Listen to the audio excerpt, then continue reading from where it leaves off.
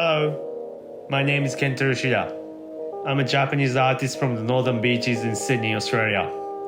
I'm proud to present my collaboration of frames with Otis Iife. I hope you like it.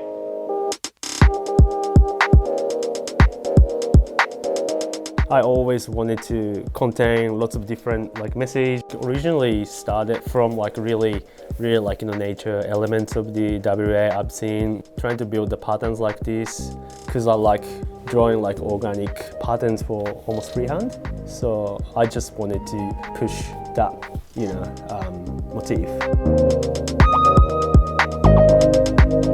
Still wanted to show my own characters through the graphic, or at least it's recognizable of my work, because that's important. But at the same time, I don't really want it too loud.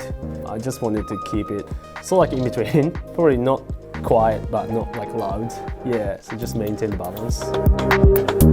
You feel that you find the moment, you nailed it, You're really happy with the graphic, and I think this icon, for me, I felt like that, yeah.